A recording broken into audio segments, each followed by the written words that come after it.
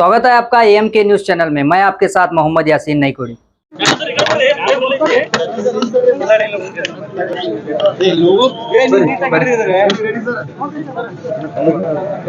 Sir Basaveshwara Jayanti ಈ ವಿಶೇಷ ಏನಾದರೂ ಮತ್ತೆ ವಿಶ್ವಗುರು ಬಸವಣ್ಣವರ ಇವತ್ತು ಜನ್ಮ ದಿವಸ ಮತ್ತು ಹಿಂದೂ ಸನಾತನ ಹಿಂದೂ ಧರ್ಮದಲ್ಲಿ ಅಕ್ಷಯ ತೃತೀಯ ಬಹಳ ಪವಿತ್ರವಾದಂಥ ಒಂದು ದಿನ.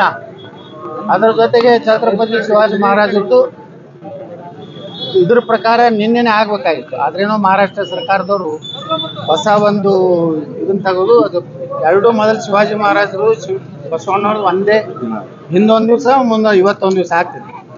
ಆದ್ರೆ ಏನೋ ಗೊಂದಲಿದೆ. ಆದರೆ ಶಿವಾಜಿ ಮಹಾರಾಜರಾಗಲಿ ಬಸವಣ್ಣವರಾಗಲಿ ಎಲ್ಲ ನಾಡಿನ ಜನರಿಗೆ ಒಳ್ಳೇದಾಗಲಿ.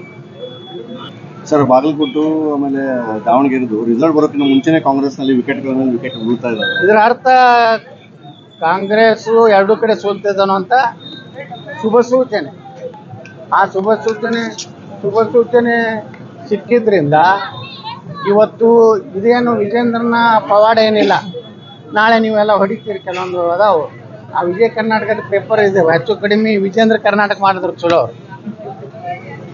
ನಾಳೆ ಏನಂತಾರೆ, ವಿಜೇಂದ್ರ ನೇತೃತ್ವದಲ್ಲಿ ಬತ್ತಾರೆ. ಅಲ್ಲಿ ಸಾಬರು ಕಾಂಗ್ರೆಸ್ಗೆ ಬುದ್ಧಿ ಕಲಿಸ್ಬೇಕಾಗೈತಿ. ಸಾಬರ ಜಗಳ ಕಾಂಗ್ರೆಸ್ ಜಗಳ ಬಿಜೆಪಿಗೆ ಲಾಭ ಆಗ್ತದೆ.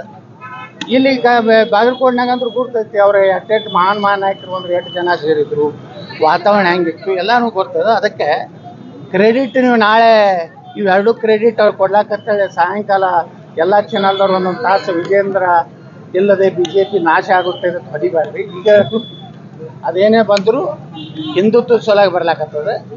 ಬಿಜೆಪಿ ನಾಯಕತ್ವದಿಂದಿಲ್ಲ, ಬಿಜೆಪಿ ನಾಯಕತ್ವ ರಾಜ್ಯದಲ್ಲಿ ಸಂಪೂರ್ಣ ವಿಫಲ ಆಗಿದೆ.